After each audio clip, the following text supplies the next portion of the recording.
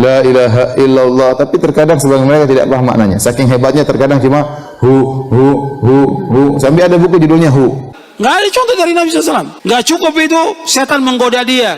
Kalau itu untuk orang awam, la ilaha illallah. Kalau buat kamu udah tinggi makomnya, Allah, Allah, Allah. Main-main, Allah hu. Apa ini? Ini apa ini? Ini kalau zaman Umar sudah diketuk semua kepalanya nih. Ngarang-ngarang. Tetes orang-orang baik niku ketika usul teng pangeran nyebut Allah la ilaha illallah mboten saged. Sagete namung nyebut dhamir sa'an niku hu. Akhire kathah toreko sing ha hu niku gara-gara disebut fauribat makna dhamiris syani. Jadi ngelafatkan la ilaha illallah tidak bisa, tapi hu bisa. Setan bisikin lagi, kalau Allah untuk orang yang di bawah itu nggak cukup. Kalau udah tinggi derajatnya hu. Ada nggak seperti itu? Ini godaan dari syaitan. Ditulis bahwasanya zikir di antara zikir yang mantap adalah apa? Hu. Ini tidak benar. Karena nggak ada zikir dengan lafaz Allah, nggak ada zikir dengan lafaz hu, nggak ada. Yang ada sempurna la ilaha illallah.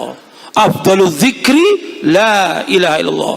Sakjane teke hadis niku mangkana akhiru kalamihi la ilaha illallah dakhalal jannah. Tapi ada kekhawatiran pas la ilaha mati. Lah la ilaha mati ra radi kaya ateis. Ora ana pangeran maujud mati. Nah, daripada la ilaha niku resiko karena takut mati pas la ilaha dereng illallah. Terus Ki Jawa mulai nalkin ngangge Allah. Tapi Allah sarasan itu tidak mewakili la ilaha illallah. Akhirnya diambil dhamir sa'an fa'alam annahu la ilaha illallah. Niku asal usul. Karena tidak ada bukti yang otentik tentang Wali Songo, kita tidak bisa memastikan. Kalaupun toh benar misalnya para wali itu mencampurkan adat dengan syariat, maka kita lihat apakah memenuhi syaratnya atau tidak dengan syarat-syarat yang kita sebutkan tadi. Nah, logika-logika usul fikih ini yang kemudian dipakai Wali Songo. Dipakai Wali Songo kemudian membiarkan sekian tradisi yang insya Allah itu salah sebetulnya. Tapi tidak sebanding dengan asmani Allah Subhanahu wa ta'ala. Wali Songo itu nggak ada bukti yang otentik, semuanya kata sepuh kita, kata ini kita. Misalnya begini, ini bukti teorinya Wali Songo itu benar. Wonten tiyangu gadah kesalahan. Ini dokumen kesalahan ini ku maddul basor, sepanjang mata melihat. Jumlahnya 99 bok. Kayak apa banyaknya? Per bok maddul basor, sepanjang mata nopo melihat. Ketika dia ditanya Allah, azolamat kata bati, jangan-jangan malaikat saya sentimen kalau kamu jelek ditulis, kalau baik enggak Gusti. Afalaka udhurun, jangan-jangan kamu saat salah itu punya alasan. Enggak Gusti, ya memang salah.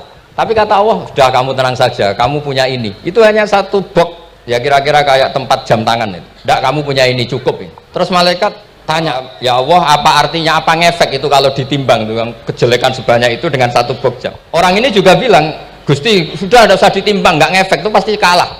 Tapi setelah ditimbang menang yang satu box kecil tadi. Karena di situ ada la ilaha illallah Muhammadur Rasulullah. Jadi malaikat diancam sama Allah, kamu berani tidak mempertimbangkan nama saya? Apapun banyaknya box itu dosa itu tidak saya. Kalau ini la ilaha illallah itu nama saya. Kamu berani tidak mempertimbangkan nama saya? Ya tidak berani Gusti, ya harus dimenangkan. Tahlil adalah ibadah kepada Allah SWT kalau mengucapkan la ilaha illallah. Tidak ada sesuatu yang salah di situ. Tapi kalau yang dimaksud di sini adalah orang membaca zikir kalau acara kematian, misalnya dihubungkan dengan masalah ibadah tertentu kalau lagi takziah, ini yang butuh bahasan. Makanya saya sering tantang, datangkan ulama Syafi'iyah satu saja yang mengatakan tahlilan hukumnya sunnah. Datangkan. Tidak ada. Ente akan dapati seluruh ulama Syafi'iyah dalam buku-buku fikih mereka mengatakan tahlilan itu hukumnya apa? Bid'ah dan apa? Makruh. Kemudian ketika Nabi meninggal, ada nggak sahabat mengatakan kalian buat Nabi 7 hari, 40 hari, 100 hari, 1000 hari? Nggak ada. Jadi ini perbuatan yang dia ada-adakan, nggak ada dalilnya, nggak ada hujahnya, nggak ada. Berkumpul-kumpul di tempat kematian dan makan-makan termasuk meratap hukumnya haram. Sakti kedua, orang kafir 70 tahun ngelafatkan la ilaha sekali langsung dihukumi mukmin. Yughfar lahum ma qad salaf. Qul lil ladzina kafaru iyantahu yughfar lahum ma qad salaf. Orang yang melafatkan la ilaha Muhammadur Rasulullah itu dosa 70 tahun kafir itu hilang semua. Tapi gara-gara ada ilmu terus diumumkan tahlil dening Kiai Haji Niam mesti sing nguri, wah sewi gue mesti. Padahal kalau kamu tahu ilmunya tadi, ini kalimat yang luar biasa, kalimat yang bisa melebur dosa. Di zaman Nabi SAW yang pertama meninggal, yang beriman pertama siapa? Khadijah bintu Khuwailid radhiyallahu anha wa ardhaha, istri Nabi.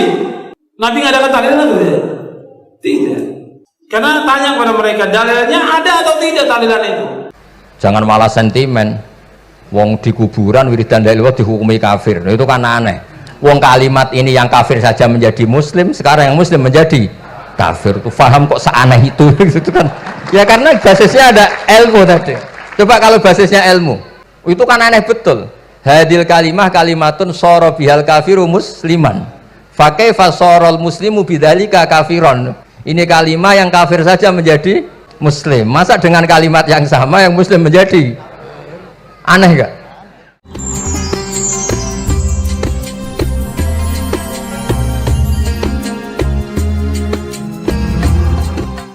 Assalamualaikum warahmatullahi wabarakatuh. Jumpa lagi dengan channel Ngaji Milenial. Sobat sekalian, dakwah dengan menggunakan media sosial sudah sangat umum digunakan oleh kaum muslim di Indonesia. Tidak terkecuali kaum Salafi Wahabi yang menggunakan media meme atau leaflet digital untuk menyebarkan narasi-narasi cacat khas mereka. Tentunya bumbunya adalah bid'ah, syirik, dan sesat untuk meyakinkan pengikut Islam newbie. Narasi-narasi cacat Salafi Wahabi yang banyak bertebaran sering menyudutkan amalia seperti mendoakan orang meninggal dengan alasan memberatkan keluarga almarhum, atau acara tahlilan yang menjadi tersangka karena menjadikan beban keluarga menjadi lebih berat. Praktek-praktek tasawuf, sigir-sigir, dan masih banyak yang lainnya yang tidak bisa disebutkan satu persatu. Propaganda kembali ke Quran dan Sunnah yang dibungkus dengan jargon-jargon, tudingan bid'ah, syirik, sesat, masuk neraka, dan sebagainya, selalu mereka lancarkan kepada kaum Ahlus Sunnah wal Jamaah atau Aswaja di negeri ini.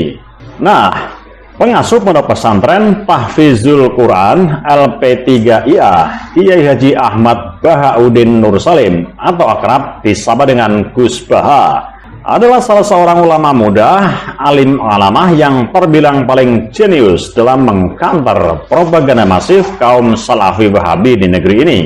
Dengan bahasa-bahasa, idiom, dan logika sederhana, namun tajam, bernas, dan lugas, Gus Baha dalam banyak hal mampu mematahkan serangan indoktrinasi yang dilancarkan oleh Salafi Wahabi agar umat Ahlus Sunnah wal Jamaah tidak terjerumus ke dalam jurang kejumudan dan kedangkalan dalam memahami Islam. Salah satunya adalah polemik yang panjang berabad-abad perihal tradisi tahlilan umat muslim Indonesia yang selalu menjadi target serangan Salafi Wahabi dengan tudingan bid'ah, makruh, haram, hingga kafir. Dalam banyak kesempatan, Gus Baha memberikan jawaban terkait soal perdebatan tahlilan dari kelompok Salafi Wahabi. Kelompok-kelompok yang mengharamkan tahlilan menjadikan sebuah paradoks. Padahal lafaz tahlil merupakan kunci utama seseorang bisa menjadi muslim. Orang kafir 70 tahun bisa dihilangkan kekafirannya dengan kalimat tahlil. Kata Gus Baha, status kalimat syahadat merupakan kalimat penghilang kekafiran. Tetapi mengapa kelompok-kelompok tertentu malah menyebut kalimat tahlil adalah penyebab kekafiran? Dengan kalimat la ilaha illallah Muhammadur Rasulullah berarti statusnya penghilang kekafiran. Jelas Gus Baha. Menurut Gus Baha, hal tersebut menjadi paradoks yang menjadi salah satu pemahaman yang berorientasi menumbuhkan kebencian satu sama lain. Penghilang kekafiran, lalu ada kelompok yang mengatakan gara-gara kalimat itu dan pegang patok, batu nisan, orang menjadi kafir. Ini menjadi paradoks, ujar Gus Baha. Menurut Gus Baha, bagaimana bisa kalimat yang sama menjadi kutub yang berbeda? Di satu sisi menjadikan seseorang menjadi muslim, namun di sisi lain kalimat tersebut menjadikan seseorang sebagai kafir. Lafaz yang kita statuskan sebagai penghilang kekafiran dengan lafaz yang sama kok menjadikan orang menjadi kafir? Tandas Gus Baha. Sobat milenial, hal lain yang kerap dijadikan sasaran bid'ah sesat neraka oleh kaum Salafi Wahabi adalah perilaku praktik zikir. Sebut saja salah satu contohnya, lafaz zikir hu yang diamalkan oleh sebagian tarekat. Menurut Salafi Wahabi, praktek zikir semacam itu adalah sesuatu yang bid'ah. Alasannya klasik, tidak ada dalilnya, tidak dicontohkan oleh Rasulullah Shallallahu Alaihi Wasallam. Dalam sebuah kesempatan, Gus Bah juga menerangkan bahwa beberapa orang saleh ketika dalam keadaan wusul ilallah tidak dalam keadaan sadar sebagaimana mestinya. Bahkan untuk mengucap kalimat tahlil saja tidak bisa. Jadi orang-orang baik itu ketika wusul kepada Allah itu menyebut la ilaha illallah itu tidak bisa. Bisanya hanya menyebut domir sya'an. Domir di awal kalimat yang tidak merujuk pada lafaz tertentu dan kesamarannya diperjelas oleh kalimat sesudahnya. Itu hu. Akhirnya banyak tarekat yang zikirnya ha-hu. Akhirnya fa'usyribat makna domir sya'an, menggantinya dengan lafaz zamir sa'an. Jadi melafazkan la ilaha illallah tidak bisa, tapi hu bisa. Karena Kiai Jawa sering mencari solusi, bagaimana hukum itu dicari solusinya, tambah Gus Bah. Sementara itu ada hadis yang menerangkan keutamaan kalimat tahlil, tapi karena khawatir tidak bisa mengucapkan kalimat dengan lengkap ketika sakaratul maut, maka ini menjadi problem yang harus ditemukan solusinya oleh ulama. Padahal teks hadisnya berbunyi, "Man kana akhiru kalamihi la ilaha illallah dakhalal jannah." Tapi ada kekhawatiran saat sedang mengucap la ilaha, tiada Tuhan selain Allah, malah sudah mati. Nah, lafaz ilaha itu seperti ateis saat mengucap la ilaha mati. Kamu kan nggak bisa janjian sama Israel, nggak bisa whatsappan, dan nggak bisa kong kali kong. Pungkas Gus Bah dengan sedikit tertawa. Terakhir Gus Bah menutup kajiannya dengan menghadirkan solusi bagi jamaah yang khawatir tidak bisa mengucapkan kalimat tahlil dengan lengkap, yaitu dengan membaca lafaz Allah, Allah, Allah. Meskipun demikian, semua itu harus diketahui dengan ilmu. Nah, daripada la ilaha itu terdapat resiko karena takut mati saat mengucap la ilaha, maka Kiai Jawa mulai menalkin menggunakan Allah, Allah, Allah. Tetapi itu tidak mewakili la ilaha illallah. Akhirnya diambil domir sya'an, yakni fa'lam annahu la ilaha illallah. Itu asal usulnya, tegas Gus Bah. Sobat milenial, untuk lebih jelasnya, mari kita simak bersama kajian singkat dari Gus Bah berikut ini.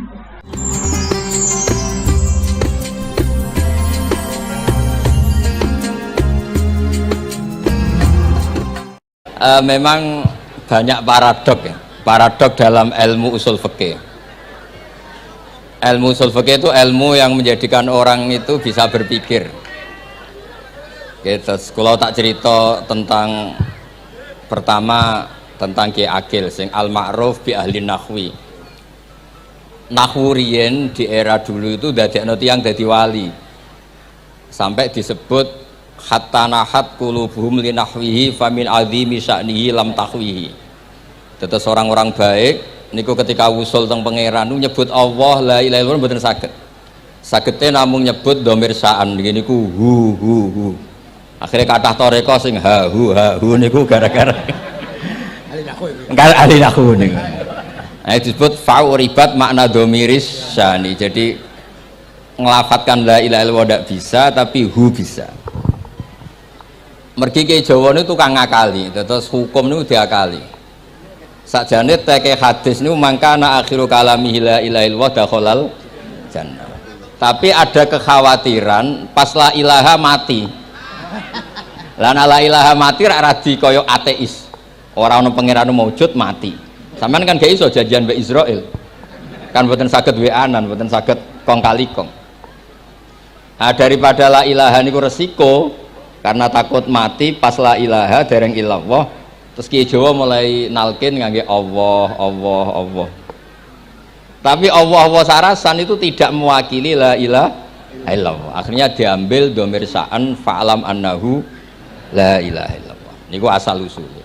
Cuma kebetulan thariqah kita tidak jalur itu, tidak jalur yang lewat dhamir napa? Sya'an. Tapi sementing tadi dawe Kiai Mustafa, sementing kita tahu secara ilmu. Terus nomor kali cerita uzlah wow. Kalau memang benar-benar uzlah. Terus kalau nu diundang acara-acara publik kemarin di Habib Jindan gitu, hanya di Falako ilmiah. Kemarin terakhir beliau ngerayu ini jari marrotan wahidah. Ini saya pegang. Dan itu dicatat di Loh Mahfud. Dan ciri utama kiai itu tidak membatalkan perjanjian. Jangan jauh marrotan wahidah pas nih. Ben gelem. Terus ngeten kalau cerita sidik tentang ilmu yang sering kalau utarakan. Di antara kitab yang dipakai guru-guru kita, yang dilanggengi Mbah Mun Maus, kitab Ihya. Kalau dari sekian cerita Ihya yang paling kalau kenang niku, bahwa ternyata Allah itu andaikan boleh dibahasakan, niku cara berpikir itu dalam bahasa tafsir disebut tanazul. Tanazul niku wong ben kaya orang kebanyakan. Saya ulang lagi, supaya orang itu kayak orang apa? Kebanyakan. Ada dua ahli neraka yang dipanggil, yang satu ditakoi, "Cung ning neraka piye rasane?" "Syarru makan, mboten enak Gusti." Terus pangeran diken balik, "Ya wis kono cung mlayu balik nang neraka." Niku tiange lari kencang, sekencang-kencangnya. Semangatnya seneng ape kon balik ning neraka. Ditakoki mbek pangeran, "Lho cung kon mara neraka kok seneng?" "Kula nu pun kapok Gusti, kula nu nyesal ketika di dunia nak jenengan utus niku lelat-lelet. Niki kula tobat dengan bukti dikan jenengan teng neraka kula mlayu." Lho nu pangeran akhirnya haru, wong kok semangate mlebu neraka kaya ngono. Mergo diperintah pangeran. Ya dados niki ijazah jenengan akan mlebu neraka jenengan sing semangat nggih. Karena zaman ning donya sering diperintah Allah mboten napa? Semangat. Nah niku kemungkinannya dibarno, kemungkinannya dipanggil. Lah yang itu terus dipanggil oleh Allah. Ya wis kaya wong apik, tak kongkon nurut tenan, semangat tenan, terus diken mlebu swarga. Nah niku ijazah pertama nggih. Dinaken mlebu neraka sing napa? Semangat. Sing kedua niku dipanggil ku plengakan lelat-lelet. Kados kula diutus Gus Mus niki nelpon kula mboten purun, akhirnya ning Bika jare matur Gus Subak. Turuti ya, aku diamuk Bika jare Bapak. Dados niki melibatkan sekian pihak untuk memaksa saya datang ke mriki. Aduh, repot wong sawang kempek niku. Repot nyen repot. Mugi-mugi di sepuro ngoten. Yang kedua niku diken mlebu neraka malih ku lelat-lelet delok pangeran mboten semangat. Ditakoki mbek pangeran, "Kenapa kamu tidak semangat?" "Saya itu tidak pernah ngira jenengan yang baik sudah masukkan saya ke surga, kemudian jenengan nyuruh lagi saya ke neraka. Saya tidak pernah mengira engkau itu seperti itu." Terus Allah nggih, "Ana indadzoni abdibi." Ya ora apa-apa, swarga wae swarga. Ini dua ijazah untuk sampean supaya bisa masuk napa? Swarga. Terus kita tidak pernah tahu napa Gustofa ngundang kula nyenengno wong akeh ganjaran, napa meksa wong alim dosa, bener ngerti kula carane. Karena dalam ilmu usul fikih, kembali ke usul fikih, kula nu gadah khazanah kathah tentang debate pangeran kalian nabi ini. Kathah, mboten satu dua contoh di beberapa kitab tafsir. Suatu saat kula sering cerita niki, suatu saat Khalilur Rahman Ibrahim itu kedatangan Israel. "Kamu mau apa? Mau matikan jenengan?" Kata Nabi Ibrahim, "Harra'aital khalil yumitu khalilah." Mosok aku kekasih pangeran dipateni, mosok orang yang dicintai membunuh yang dicintai. Orang yang mencintai seseorang kemudian membunuh yang dicintai. Tidak ada itu. Akhirnya Israel matur teng pangeran. Cara politiknya ngeten, wau sing cara lagi seneng ngendikan politik. Wani kiai lengser jare beliau. Ono. Nah kula niku ahli tauhid wis pancen kodok kodare ngoten mawon, dadi mboten berpikir ruwet-ruwet. Terus Israel kan mboten biasa logika, kayak kan malaikat itu SOP kan, mboten biasa logika. Akhirnya matur pangeran, kata Ibrahim, "Masa kekasih bunuh yang dikasih, masa yang mencintai bunuh yang dicintai." Tapi Ibrahim baru sadar ngadepi pangeran gitu, lebih pinter. Kan ketika Allah fakul lahu, katakan ke Ibrahim, "Harlo aital khalil yakrohu ayal ko khalilah." Mosok jari seneng aku kok ketemu aku rawani. Jare seneng kok rawani ketemu. Lah niki sampean nak kepen mati monggo ngake ilmu sing niki. Wong jare seneng pangeran kok rawani ketemu pangeran. Jeneng, nak seneng seneng ketemu.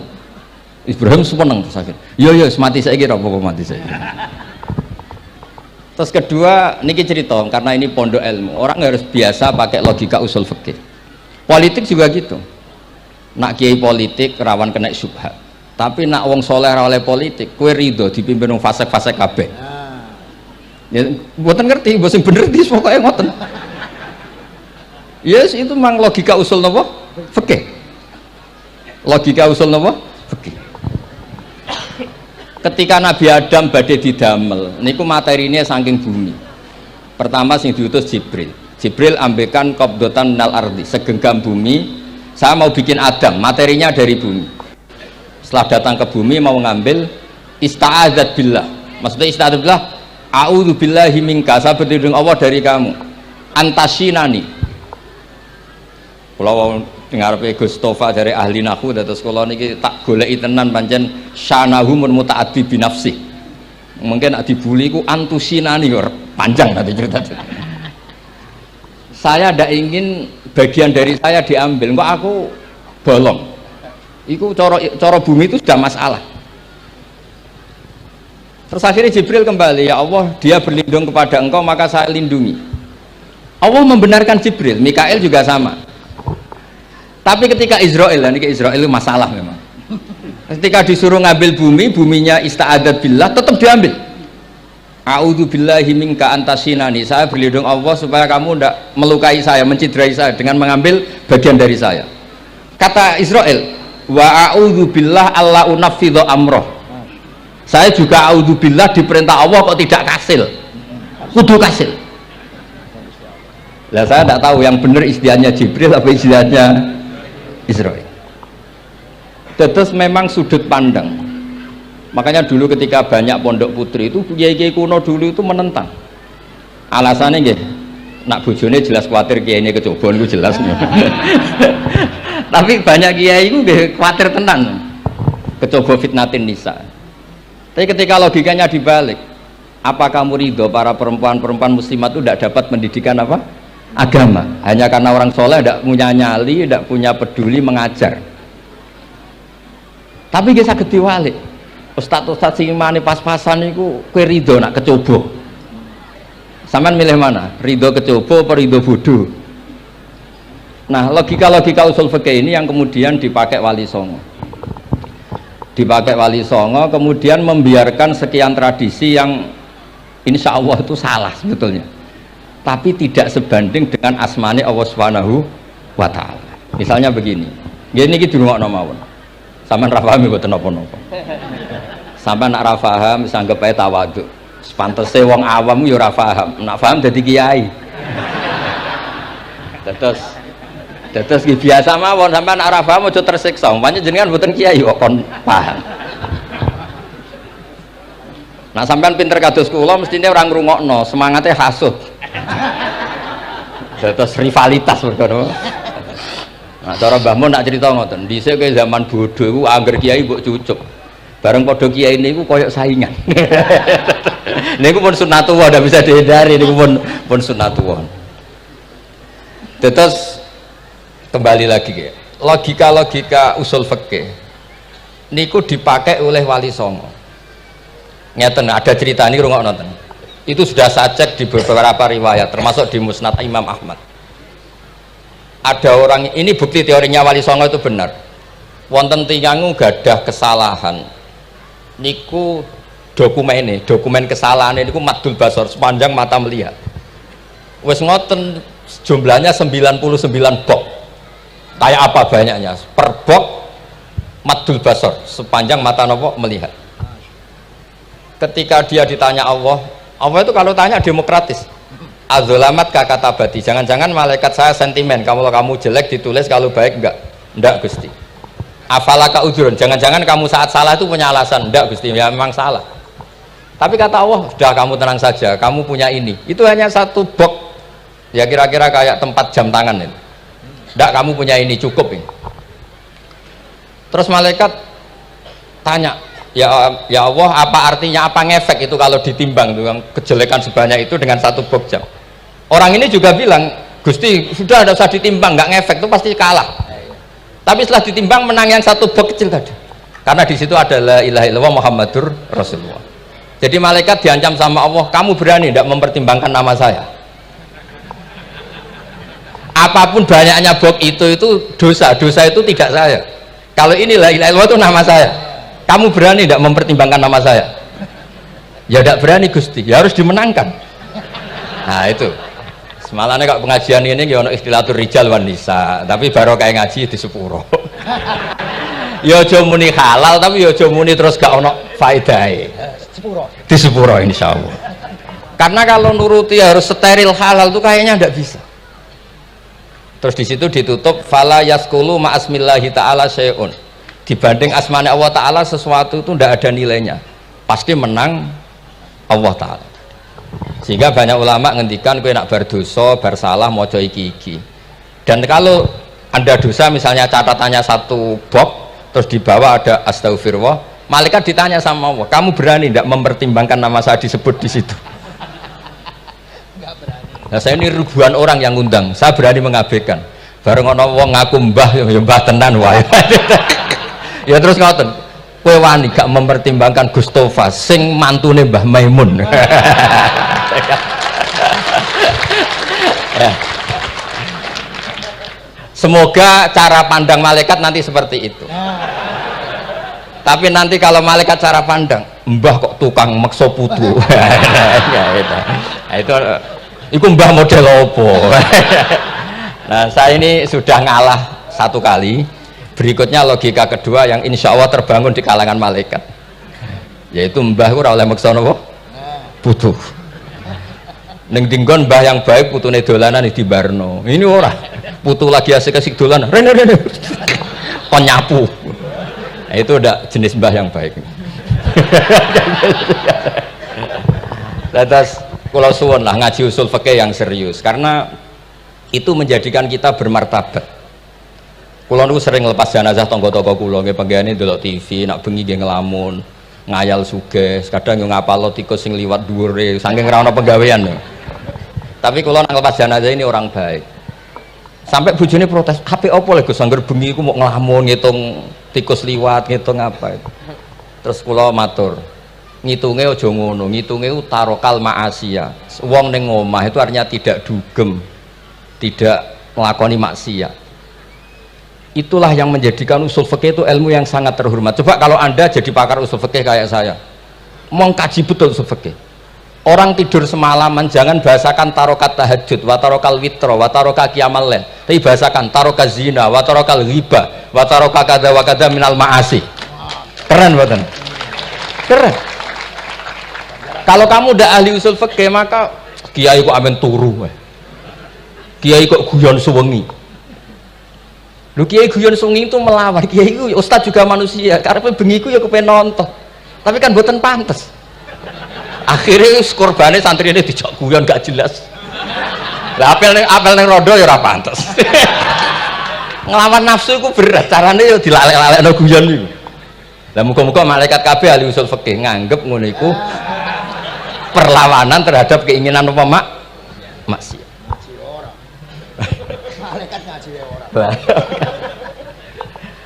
Makanya itu disebut di kitab usul fikih Tanghubul Usul itu izma min mubahin illa wa yatahaqqaqu bihi tarku haramim ma fa'il zamu minas sukun tarkul qatli wa minas sukut tarkul ghibah.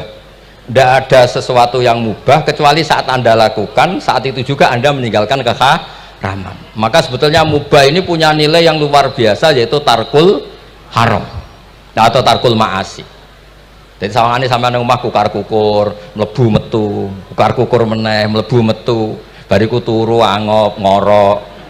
Nah, semoga malaikat ini al-usuli sehingga ngitung itu hadza tarokal ma'asiya kullaha. Hebat. Ini orang yang tinggal napa? Maksiat. Kae nak malaikat itu jenis rada ekstrim. Alumni kempek suwengi ra tahajud ora witir ku alumni opo? Mulane kalau niku ngaji usul fikih terus supaya diperdengarkan ke malaikat, supaya teorinya pakai usul nopo fikih. Jadi kalau melihat kita melakukan mubah niku dihitung tarkul nawa ma'as. Nah ini pentingnya ngaji. Kalau nate ditanya sama seorang dosen, Gus, masa iya Quran yang katanya mutu semutu-mutunya, kemudian ada ayat kulu washrobu, mosok urusan mangan, gak usah disuruh orang juga makan. Terus kualitasnya kulu washrobu itu di mana? Terus kalau jawab, terus sorokan yang penting wopo, rapat utawa seminar. Ndak ada rapat, ndak ada seminar itu kamu ndak mati, tapi kalau nggak makan itu mati. Penting mana? Ya penting makan.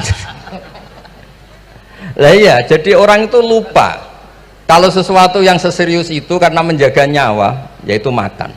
Terus karena makan tuh hal yang murah dianggap biasa, itu bahaya. Sehingga sebetulnya yang kita bisa jadi wali lewat hal-hal keseharian tidak bisa jadi wali karena tadi.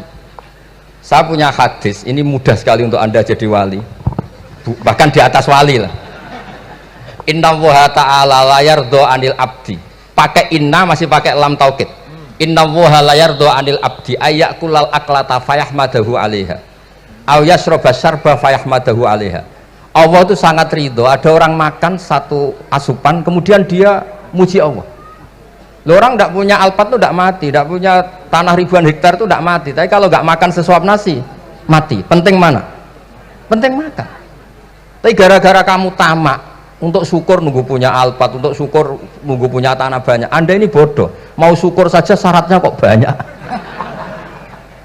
Jadi sebetulnya kalau kita mau jadi wali itu cukup setiap makan itu kamu syukur. Fayahmadahu alaiha aw yasroba syarba fayahmadahu alaiha. Makanya wali-wali dulu kalau didik raja yang sedang berkuasa itu ditanya, kamu raja besar, punya pengaruh besar, andaikan kamu di padang pasir dan kemudian Anda tidak mendapatkan air sama sekali, apakah kamu menggantikan kerajaan kamu demi beli satu seteguk air?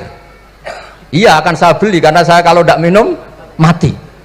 La tafrah bimulkin la yusawi jar'atamain. Kamu jangan bangga dengan sistem kekuasaan yang tidak senilai dengan seteguk air. Orang nggak jadi raja itu nggak mati, tapi kalau nggak minum mati. Terus akhirnya dosen itu tahu, wah berarti kulu wasrobu itu luar biasa, Gus. Ya, sangat luar biasa. Makan dan minum itu luar biasa. Makanya terus ada kiai mertamu mangan. Kalau tadi baru datang kon mangan, di sini ya ada mangan. Ya saya anggap aja itu proses jadi wali, ngoten Pak. Jadi segampang itu jadi wali. Nah kemudian gara-gara torekoh terus jadi wali ku repot kon maca 10.000 wiridan kon opo.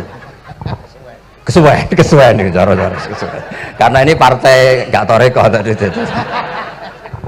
Dulu abahnya Mbah Maimun Bazuber itu kalau disuruh wiridan lama-lama itu nggak mau. Sementing diridani pangeran, mau kok akeh-akeh. Nah, itu partainya partai ahlul ilmi. Ya partainya partai ahlul apa? Ilmi. Nah kemudian karena saya ini nekuni tafsir ya, itu saya kepengen ya menggerakkan supaya ilmu Quran itu menarik. Caranya apa? Cari sisi ekstrimnya. Kalau bolak-balik, kenapa sih orang nggak janggal? Nggak janggal itu udah iskal. Quran itu kan kalamu Allah. Salah lagi Quran itu kalamu Allah. Masa iya Allah yang Tuhan kemudian ngendikan iya kana budu wa iya kanas tai. Kepadamu aku menyembah. Masa Allah ngendikan gitu pada kekasihnya Nabi Muhammad. Padahal Allah itu al-ma'bud bukan abid. Allah yang disembah bukan yang menyembah. Semua ahli tafsir, saya bukan bilang sebagian, semua ahli tafsir pasti ngendikan begini. Wa yuqaddaru qabla qaulihi ta'ala iyyaka na'budu qulu. Sebelum iyyaka na'budu itu ada kata yang disimpan yaitu qulu. Jadi iyyaka na'budu itu betul ngendikannya Allah, cuma sudah dikasihkan Jibril kepada umatnya Rasulullah. Jadi Jibril bilang gini ke Rasulullah Muhammad, qul iyyaka na'budu. Kemudian Nabi juga bilang ke umatnya qulu iyyaka na'budu. Jadi ini kalam Allah yang sudah milik kita. Nah berhubung milik kita, kita sah mengatakan iya karena kalau tidak janggal, masa iya Allah berdoa ihdinas siratal mustaqim, tunjukkan kami jalan yang benar. Lah kalau ihdinas siratal mustaqim kalam Allah berarti kan Allah yang berdoa. Nah, sehingga semua tafsir bilang sama, wa yuqaddaru qabla qauli ihdinas siratal mustaqim qulu. Nah, terus ada mufassir lain bilang jangan mulai iya karena butuh ya semuanya, mulai bismillah qulu bismillahirrahmanirrahim. Masa iya Allah sendiri yang bilang bismillahirrahmanirrahim? Nah, dengan tafsir seperti ini terus kita akhirnya lagi-lagi kembali ke usul fikih, kembali ke balaghah, kembali ke nahwu. Kalau ndak, ya Anda akan menafsiri Quran pakai logika Anda sendiri. Sampai ada mungkirus sunnah. Pokoknya sementing kembali ke Quran. Orang roh Quran itu kayak apa? Saya kemarin ngaji di Sedan di daerah saya bilang, Sayyidina Umar itu Islam sebelum minta hidayat. Khalid bin Walid ya Islam sebelumnya ya tidak minta hidayat. Lah itu kan janggal. Padahal katanya Quran itu hudal lil muttaqin, petunjuk bagi mereka yang takwa. Padahal tidak ada sabkut takwa untuk Umar. Umar tidak pernah takwa, tapi nyatanya Islam. Bahkan dia masuk ke rumahnya Zaid bin Arqam itu mau bunuh Nabi, mau nyari Nabi, bukan mau Islam. Tapi ketika dengar iparnya membaca Toha ma anzalna alikal Qur'ana litasqa, kemudian dia masuk Islam. Lalu gimana tentang hudal lil muttaqin, petunjuk bagi mereka yang takwa? Banyak ulama yang mengatakan lil muttaqin itu balaghahnya lil iktifa, lil muttaqina wa ghairihim. Jadi Quran itu petunjuk bagi yang takwa dan yang tidak takwa. Dan itu di bahasa Arab sah. Di bahasa Arab sah. Misalnya gini ya, kalau sampean punya ponakan dolan, cong-cong nang mangan. Ya maksudnya ya mangan mbek ngombe, mangan tok seretan mati kan. Itu kan satu paket. Saro bila taqikumul harra wal barda. Pakaian yang melindungi dari panas, di situ nggak disebut wal barda, tapi artinya juga wal barda. Karena kalau tidak diartikan lil iktifa, nanti Quran itu memberi petunjuk bagi yang sudah muttaqin, corong nguyai segoro, wis takwa kok. Nah ini kita butuh ahli tafsir yang al-usuli. Karena itu yang menjadikan Quran punya kualitas lagi. Seolah lagi punya kualitas lagi. Kalau ndak, Quran tuh kayak biasa-biasa saja, kayak tadi kulu wasrobu kayak dan seterusnya dan seterusnya. Jadi kalau suwun barokahnya hormat sama orang alim kados Ki Akil, Ki Siras dan tenaga keluarga mriki. Orang menghidupkan logika ilmu lagi. Jadi kalau seneng lah nak dalam Gusmus ahli ilmu boten krono niat fakir boten. Biar sampean ngerti lah kalau ngadepi ahlul ilmi itu pun boten level. Ahlul ilmi itu kalau punya logika itu tidak bisa dibantah. Saya beri contoh sekian contoh yang nyata yang diajarkan Rasulullah SAW. Nabi itu pernah mau dipermalukan orang karena Nabi ngendikan la adwa wala tiarata, tidak ada penyakit menular. Terus ada orang iseng kok onta yang kena kudisen itu dijejerkan yang waras ikut kena kudisen. Terus orang ini tanya, ya Rasulullah ini tadi sehat tapi kena onta yang kudisen ikut kudisen. Nabi tanya lagi, faman a'dal awal, yang kudisen pertama ketularan siapa? Wah itu dari Allah ya, maksud saya seperti itu. Jadi ada terus orang-orang kafir itu cara berpikir aja alal alihata ilaha wahida inna hadalah syai'un ujab. Muhammad ya tentu mereka masih jangkar. Muhammad problem kita ini banyak. Kalau Tuhannya satu tidak cukup. Ada problem kredit macet, ada problem macam-macam kan, utang piutang macam-macam. Kalau Tuhannya satu tidak cukup. Kita butuh Tuhan banyak karena problem kita banyak. Lalu Nabi mengajarkan mereka apa logika yang dibangun. Kalau kamu jadi buruh, kemudian majikan kamu banyak, semuanya merintahkan kamu bingung nggak? Ya bingung. Tuhan kamu itu majikan kamu, kalau banyak-banyak perintah semua kamu yang bingung. Ya sudah mat Tuhannya satu saja. Itu disebut darabawa masalah rojulan fihi syuraka umutasakisuna wa rojulan salamal lirrojul. Nah sekarang itu kita ini mulai kehilangan fatonahnya Rasulullah SAW. Nabi dulu itu kalau nerangkan ilmu itu logikanya gampang sekali. Logika yang dibangun tuh gampang sekali. Ada orang cerita, ya Rasulullah saya ini ada sekian anak saya, yang paling saya cintai satu. Apa saya boleh melebihkan yang paling saya sayangi dalam pemberian? Nabi jawabannya itu tidak langsung jangan enggak. Apakah kamu berharap bahwa mereka semuanya baik ke kamu? Iya semuanya saya ingin baik ke saya. Ya kalau gitu jangan kan tidak fair kita mengunggulkan yang satu, melebihkan yang satu, sementara kita berharap semuanya baik. Itu tidak fair kata Nabi. Jadi dulu Nabi itu terus ini yang cerita fikih. Dulu Ahlul Madinah itu mangga itu masih pentil sudah dijual. Pentil dijual harganya 2 juta. Masa iya pentil harganya 2 juta? Karena dengan asumsi sudah jadi mangga. Tapi ketika Nabi datang di Madinah dan penduduk Madinah itu abkhosna sikailan, orang paling buruk dalam pertimbangan dalam jual beli, Nabi cara ngendikan itu unik. Ara'aitum law anna waha yamna'us samra fabima yastakhillu ahadukum mala akhi. Kalau pentil ini ternyata kena angin terus kemudian tidak jadi buah, lalu kamu nerima uang 2 juta itu atas nama apa? Atas nama beli pelem, nyatanya belum jadi mangga. Mosok kalau pentil seharga 2 juta. Semenjak itu terus Ahlul Madinah sadar kalau jual buah itu nunggu ba'da butuwi solahiyah, setelah samroh ini berbentuk. Tapi Nabi tetap ngendikannya pakai logika. Nah sekarang banyak kiai yang sidik-sidik neraka-neraka, sebenarnya Nabi itu ngajari logika. Ada pemuda, dia itu hipersek, mau masuk Islam tapi tetap boleh bebas. Saya ini ingin Islam tapi jangan larang seks bebas. Wah itu sahabat semuanya melarang ketemu Nabi karena ini ngawur betul, masa pamit Islam kok. Tapi setelah gaduh, Nabi tanya, kenapa gaduh? Ada pemuda mau masuk Islam tapi yasta'izinu fi zina, dia minta izin supaya tetap boleh zina. Kata Nabi, suruh saya ke sini. Setelah datang di depan Rasulullah, logika yang dibangun Nabi itu luar biasa. Atuhibbuhu li bintik. Kamu suka punya anak putri kemudian jadi demenannya orang laki-laki hidung belang? Ya enggak, saya bunuh orang itu. Andaikan itu ke ibu kamu, saya bunuh orang itu. Atuhibbuhu li bintik, atuhibbuhu li ummik, atuhibbuhu li ukhtik, atuhibbuhu li kholatik. Kamu suka punya anak putri yang jadi demenannya orang? Ya tidak suka ya Rasulullah. Kamu suka kalau punya ibu didemeni orang banyak? Ya tidak suka Nabi. Sampai otaknya itu yastakbihu zina, sehingga otaknya itu wah zina itu buruk betul. Akhirnya ya Rasulullah sudah, saya mau masuk Islam tanpa zina-zina.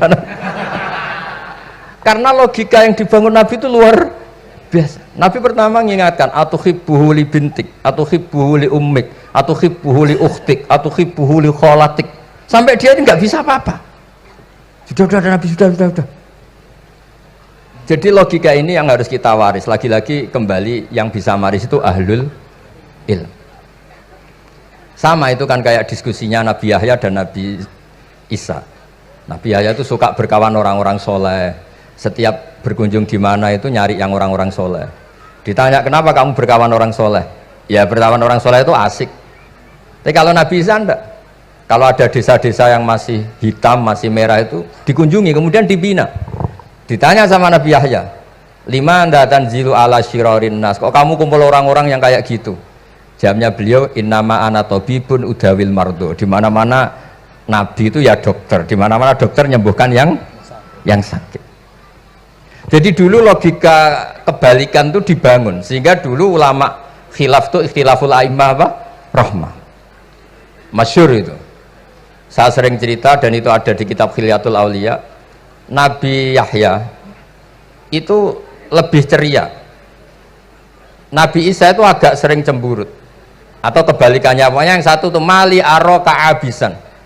Ka'annaka taqnatu min rahmatillah. Kamu kok sering cemburut, seakan-akan rahmat Allah itu terbatas. Wong kok ra iso syukur. Yang satu gojlok, mali aroka dohikan ka'annaka ta'manu min makrillah. Kowe kok guya-guyu, kok is bebas kok neraka wae gitu. Nah, sehingga ya itu tadi sudut pandang. Makanya saya sering cerita dulu kalau Said Abdul Al-Haddad itu tanya, "Cung kowe ngaji sapa?" Ngaji si A. Kiaimu tau nangis? Ndak. Ojo ngaji, kiaimu ati atos, kiai kok ora iso nangis. Tapi kalau Abdul Hasan Asadili kebalikan, cung kowe ngaji sapa? Ngaji si A. Kiaimu tahu guyu nak ngaji, mboten nate. Ora usah ngaji wong ora iso syukur. Jadi nah itu yang akhirnya menjadi keseimbangan khaufau wa tama. Ada khauf, ada apa? Roja. Sehingga karena sudut pandang itu nggak bisa dihilangkan, sawalangnya nggak bisa dihilangkan. Ini yang sering diceritakan Ki Said, kakaknya ini. Dulu Muhammad bin Hasan Asy-Syaibani, Imam Syafi'i itu lama sekali beliau jadi ulama top yang suka fikir. Dianggap fikir itu aman, ngeringankan hisab. Enggak jenengan fikir yang dihisab malaikat apanya kan? Kan nggak bisa ngisab jenengan, apa saja tidak punya. Punyanya problem. Nah, setelah ngaji sama Imam Malik, Imam Syafi'i tanya, yang ilmunya setingkat jenengan siapa? Kata Imam Malik, sebetulnya Abu Hanifah, tapi orangnya sudah meninggal, tapi ada muridnya namanya Muhammad bin Hasan Asy-Syaibani. Kamu ke sana dari Madinah ke Irak, dulu tempatnya di Baghdad. Setelah di Irak, Muhammad bin Hasan Asy'ibani itu kalau ngitung uang tuh di meja, emasnya tuh banyak, uangnya banyak, dia hitung di meja, malah kaget. Saya ini gedeng kiai, kedunyan, ini ketemu kiai, kedunyan. Ya karena Muhammad bin Hasan Asy'ibani itu wali, kamu tanya, kamu heran ya ada kiai kaya? Iya. Ya sudah, kekayaan ini kasihkan orang fasik, biar dipakai demenan, dipakai mabuk, dipakai ini. Terus, ya jangan, kalau kena orang fasik bahaya, jenengan saja. Semenjak itu Imam Syafi'i mulai rodok seneng duit. Jadi ada cerita, kok diangen-angen, nah terus keterusan umatnya kayak gini-gini itu. Jadi ini cerita nopo istihad, apa cerita nopo istihad. Sama pangkat juga sama. Gue seneng nak wong soleh-soleh tidak ikut ngurus negara ini, mau dikemanakan negara ini. Tapi ada yang berpikir, gue seneng nak wong soleh terkontaminasi. Ya sudah monggo, sing wis ra payu jabat nggih berpikir zuhud. Sing payu ya berpikir politik. Yang penting semuanya itu berdasar ilmu. Yang penting itu semuanya berdasar apa? Ilmu. Karena ilmu ini basis yang paling diridani Allah Subhanahu wa taala. Masyhur itu di Ihya sering diceritakan Imam Ghazali, ana alim uhibbu kulla alim. Kata Allah, saya ini alim dan sangat mencintai orang alim. Karena orang alim ini yang tahu perspektif. Orang yang enggak, yang ngiranya, saya ulang lagi, yang ngiranya itu enggak ilmiah, di depan orang alim itu sangat-sangat apa? Ilmiah. Yaitu tadi misalnya ada ayat wa min ayatihi manamukum billaili wan nahar. Masa iya tidur yang ngorok semua turunnya secara jelas kok jadi wa min ayatihi? Tanyakan ahli medis, sistem tubuh kita kalau enggak tidur itu kayak apa rusaknya? Dan toat pas-pasan ngene iki satu-satunya solusi ya turu. Bengi ngempet kepen delok dangdut, delok dugem. Barang turu jebule esuk wis bar, alhamdulillah. Cara melek iman kamu seberapa? Tarikan-tarikan maksiat posisi kamu terjaga bisa kalah kan? Tapi kalau tidur sukses kan tarkul maksiat. Nah, karena tidur itu sukses menghilangkan maksiat disebut wa min ayatihi manamukum billaili wan nahar. Sampai Imam Ghazali ngendikan di makalah itu, sehingga nanti ibadahnya umat ini di akhir zaman an-naumu, ibadah terbaiknya itu tidur. Nah niku mulane maksud kula ngeten lho. Sampeyan nanut jalur wong alim dhewe turu ya ibadah, tengok-tengok ya ibadah, jagongan nggih ibadah, gojol-gojolkan ambek kanca nggih napa? Ibadah. Karena ini semuanya kul bi fadlillah bi rahmati fa bidzalika napa? Falyafrahu. Tapi kalau kamu tidak punya basis ilmu, adanya suudzon. Kiai kok jagongan guyon sewengi kiai opo? Kiai kok turu sewengi ku kiai? Karena basisnya ada ilmu. Padahal jelas ketika Rasulullah bikin urutan kebaikan, pertama Nabi ngendikan kamu menolong orang. Jika tidak bisa, terakhir Nabi ngendikan takufu syarraka anin nas fa innaha shadaqatun minka ala nafsik. Tadi beliau juga cerita di nasihat Imam idza lam tuhsin fala tusi. Kalau tidak bisa berbuat baik, setidaknya kamu tidak berbuat jelek sama orang lain. Dan potongan ini paling gampang apa? Tidur kan? Wis sampean nak turu wis ra zina, ra maling, ra ngrasani wong wis ora tusik. Nah, dengan konstruksi usul fikih seperti itu kamu tahu kualitas ayat wa min ayatihi manamukum billaili wan nahar. Ya sama, ternyata makan itu yang menjaga nyawa, ternyata makan itu yang menjadikan syukur. Kalau kamu nggak percaya puasa, sama nak poso gedang goreng itu mewah, gedang goreng itu mewah, air satu teguk itu mewah. Makanya kalau lama dulu ada santri kepengen mangan enak, ya saya ingin mangan enak gini-gini, caranya gimana? Itu rumusnya ada sate, ada mie ayam. Idamuhu alju, kalau kamu ingin enak lauknya itu lapar. Ya kita kalau puasa itu semuanya kan enak. Nah itu lagi-lagi basisnya itu ilmu. Nah sekarang banyak orang yang sudah tidak peduli dengan ilmu, kayak ijazah dilakoni kan. Jadi kayak wiridan la ilaha illallah itu sebetulnya harus dibarengi dengan ilmu. Ini yang terakhir supaya nggak lama-lama. La ilaha illallah itu basisnya ilmu. Surga yang begitu mewah itu dibikin juga bagi yang melafadzkan la ilaha illallah. Neraka yang begitu ekstrim, sampai kalau benda dijatuhkan dari atas ke neraka itu sampai bawah nunggu 70 tahun. Bisa kamu bayangkan kalau kamu di dalam naiknya susah itu. Ini dijatuhkan ke neraka itu sampai bawah nunggu berapa? 70 tahun. Loh, neraka sebegitu ekstrim itu dibikin untuk yang menolak la ilaha illallah. Berarti kalimat ini kalimat spesial. Kalimat yang neraka dibikin ya atas nama itu yang menolak, surga dibikin juga atas nama itu yang menerima. Itu satu saktinya la ilaha illallah. Sakti kedua, orang kafir 70 tahun ngelafatkan la ilaha illallah sekali langsung dihukumi mukmin. Yufar lahum ma qad salaf. Kullil ladzina kafaru iyantahu yufar lahum ma qad salaf. Orang yang melafatkan la ilaha illallah Muhammadur Rasulullah itu dosa 70 tahun kafir itu hilang semua. Tapi gara-gara ada ilmu terus diumumkan tahlil dening Kiai Haji Niam mesti sing guri wah sewi mesti guri. Padahal kalau kamu tahu ilmunya tadi ini kalimat yang luar biasa, kalimat yang bisa melebur dosa. Bahkan dalam mazhab Sadiliyah itu unik, kalau kamu wiridan la ilaha illallah itu jangan istighfar dulu, istighfarnya belakangan. Alasannya Abdul Hasan As-Sadili itu fa'lam annahu la ilaha illallah wastaghfir li dzambik li hadil kalimah. Orang kafir 70 tahun dia istighfar 100 kali enggak akan dimaafkan Allah, tapi ngelafatkan la ilaha illallah langsung dimaafkan. Jadi orang bisa dimaafkan tuh barokahnya la ilaha illallah.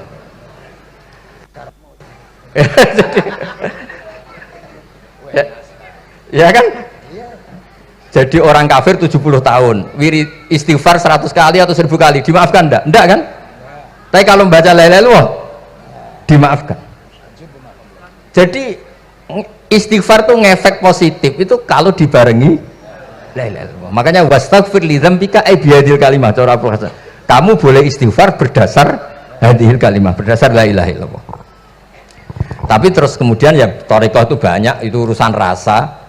Justru karena la ilaha illallah kalimat thayyibah harus disucikan dulu. Caranya istighfar dulu. Nah itu urusan monggo lah. Tapi apapun itu basisnya harus napa? Ilmu. Basisnya harus ilmu. Jangan malah sentimen.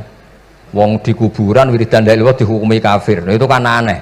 Wong kalimat ini yang kafir saja menjadi muslim, sekarang yang muslim menjadi kafir. Itu paham kok seaneh itu gitu kan. Ya karena basisnya ada ilmu tadi. Coba kalau basisnya ilmu, itu kan aneh betul. Hadil kalimah kalimatun soro bihal kafiru musliman. Fakaifa sorol muslimu bidzalika kafiron. Ini kalimat yang kafir saja menjadi muslim. Masa dengan kalimat yang sama yang muslim menjadi aneh enggak? Aneh. Jadi kalau suwon, pokoknya basis ilmu harus sekuat-kuat. Ya caranya gini nagih kiai kon sregep mulang ojo politik terus ngoten. Tapi politik itu bagian dari ilmu, wis ra iso diterangno. Nggih ngoten mawon. Assalamualaikum warahmatullahi wabarakatuh.